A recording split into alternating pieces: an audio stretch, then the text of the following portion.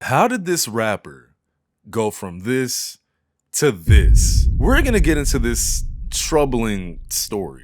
What's up, y'all? So I used to listen to this artist a few years back, and his name was Lil Wop. And for a very long time, I thought that he was from Atlanta. But while doing a tiny bit of research for this video, I found out he's actually from Chicago, Illinois. You will soon see why I thought he was from Atlanta though. So how he grew up and all that doesn't really matter because we need to get into the pipeline here. But a quick summary about Lil Wop is that he started rapping in 2016 after his little brother told him to come to Atlanta and try to better his music career. He was like, you know what, maybe I should come to Atlanta. I really fuck with Atlanta. So he's 29 right now. And doing the math, he would have been 19 or 20 when he moved. So he's at least a year or two out of high school at this point.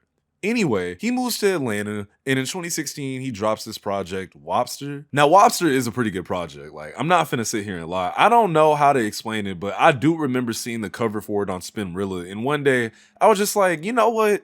I'll listen. That was actually the day I discovered Trippie Redd, who actually became a pretty frequent collaborator of Lil Wop. If I'm not mistaken, I think they have quite a few, like, unreleased songs. And I think Lil Wop is on Trippie's album from... I don't even know. I'm not a big Trippie Redd fan. It doesn't matter. What does matter is that Lil Wop definitely gave off the vibe during this whole come up that he was a real, you know, street dude. Like he wanted them. I mean, you would hear some of his songs from his tapes and, you know, you would just think immediately like, oh, okay, this guy's probably, you know, a YN, as y'all like to call him. At least that's what I thought when I first discovered him. Now, after rapping for only 2 years, he would sign to 1017, you know, Gucci's label that is extremely cursed. Let me know if y'all want a video on that, because I will do it. But he signed, and his big homie Oso Rico kind of not really put that together, but Oso Rico was one of his earliest, you know, collaborative partners. Now, apparently, they had a bit of a falling out because, I don't even remember. How was the friendship, man? Like, was you guys sliding on each other every day? Was you guys like just kicking it? Man, that was like my, you feel me? Okay. That was supposed to be my slime, man, my blood, my brother, you feel me? You know, when did he start acting funny? Like, when did you notice that?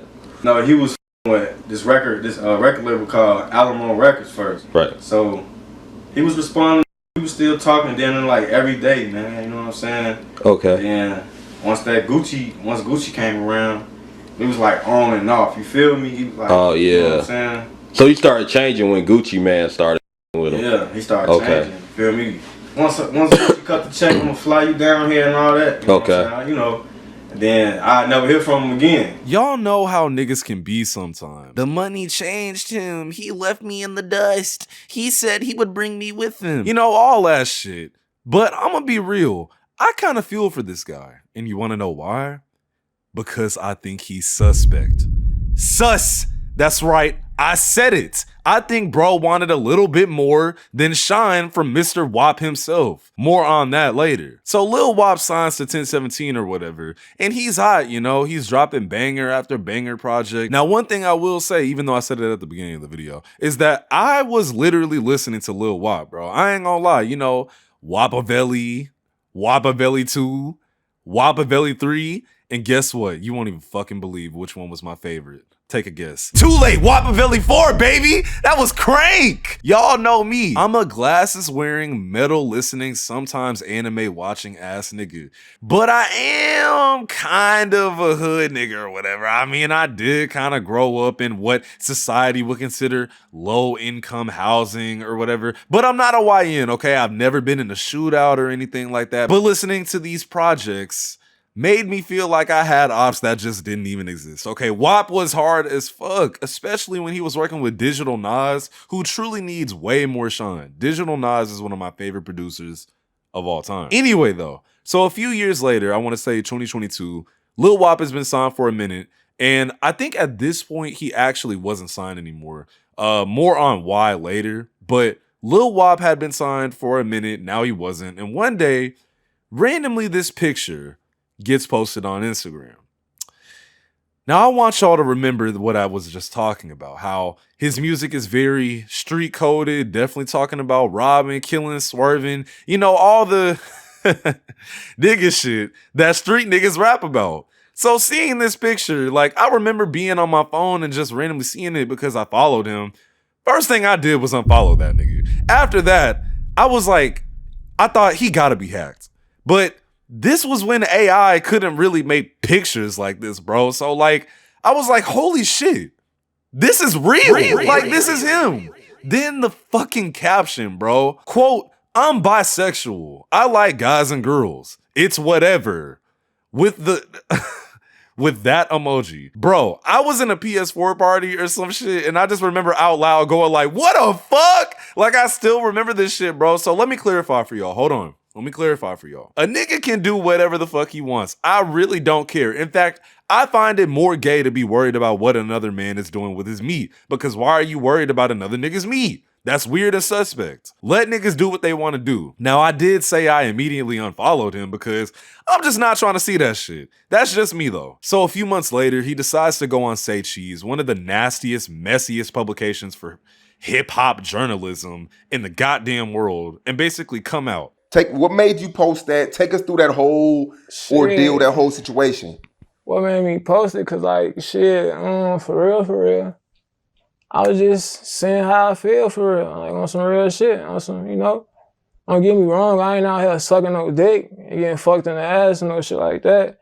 But you feel what I'm saying? I'll make a nigga my bitch. Like, you wanna be my bitch? I'll make a motherfucker my bitch quick. Like, I don't give no fuck. Like, I ain't out here looking at motherfuckers like, yeah, I want him, I want that. It's like, nah, I got a certain type. I like transgender shit like that. So shit, Hey, bro, hold on. Why did he lick his lips like that after saying that, bro?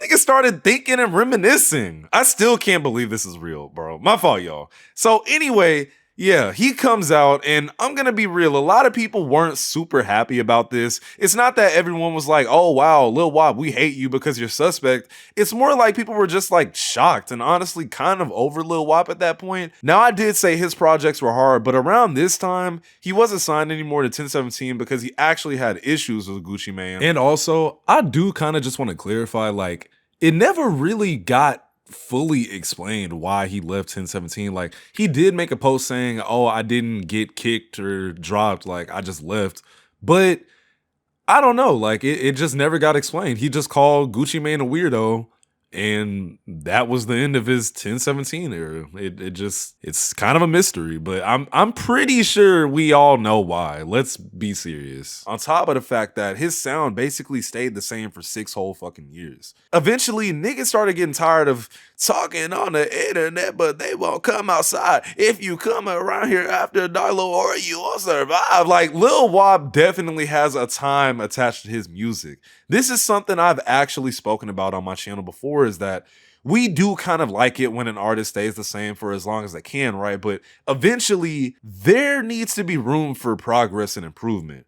Give y'all a prime example. I'll make it quick because I do need to get to the actual topic of this video, but we all miss 2016 and 2017 Lil Uzi. But do we really think if Uzi kept making Love Is Rages, he would have gotten any bigger? No. You have to improve as an artist. That's the funny part about hip hop, is we're always complaining, oh, I miss the old such and such. But if they kept rapping like that, you get sick of that shit. And with Lil Wop, niggas got sick of that shit. In turn, he basically fell off. Now, I remember reading the comments other than the hacked shit saying, oh, he's trying to revive his career by pulling this stunt, which at the time, nobody knew this was not a stunt. This was this was dead ass Lil Wop. And honestly, it only got deeper from here. Pause. So if y'all remember in this clip when he said he don't be trying to crack niggas, well, listen to this. At what age did you start to realize, though, that you were non-traditional in who you were attracted to? I mean, like I said, I've always been like an open-minded person. Mm-hmm. And it just took for me to actually experience it. I'm like, you feel me? Like, it was an experience, and I fuck with it.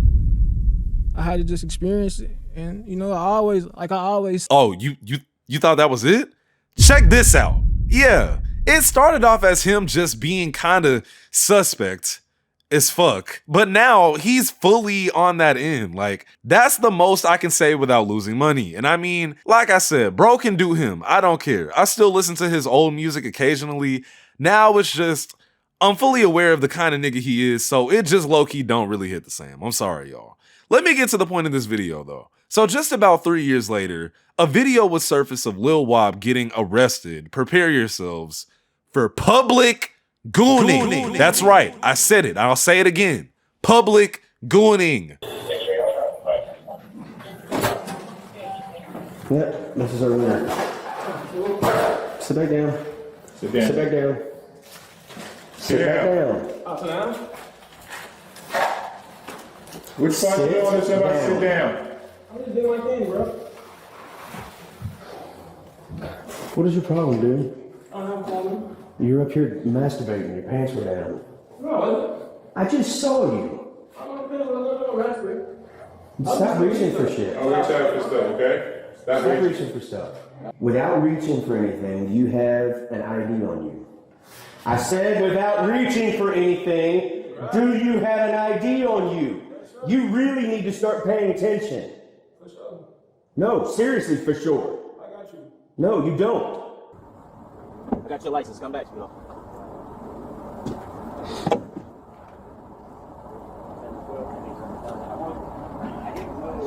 Now, how he got to this point, I feel like it's pretty obvious that this man is a drug addict. I'm sorry. I'm sorry to be so blunt about it, but I mean, bro, come on, man. It's not like it's not like he was really hiding it either. I mean, this guy was always rapping about popping this perk and sipping that, lean that, you know. Then on top of that, I think this nigga blew the fuck out of his 1017 advance. Not meaning like he was dead broke right after. Maybe not even right now, but like he made the extremely common mistakes of not investing his money. Like me personally, if I got an advance from a label up front, I'm buying studio equipment for the crib. But sometimes when you get a lot of money really quickly, you don't really know what to do with it. I mean, correct me if I'm wrong, but I feel like Lil Wop with the Wop went down the wrong path. Now, I do need to clarify again, there's nothing wrong with what he chooses to do in his spare time as far as being, you know, Wapiana. But the gooning in public shows me the old Wop we all knew that seemed to be a soul snatcher. Well, he probably is a soul snatcher, just in a different way. I don't know, man. I mean, I hope the dude genuinely gets some help. It seems like he is down terrible. And I mean, look at this picture. Like, looking at this guy, you can tell, like, he's really thinking about everything. I mean, he doesn't even look the same. It's sad. Anyway, I'm UVXCX. Stay off them drugs. Later. Sweat like Vogue, young L tryna crack the code. And I'm about to fuck your bitch in this road.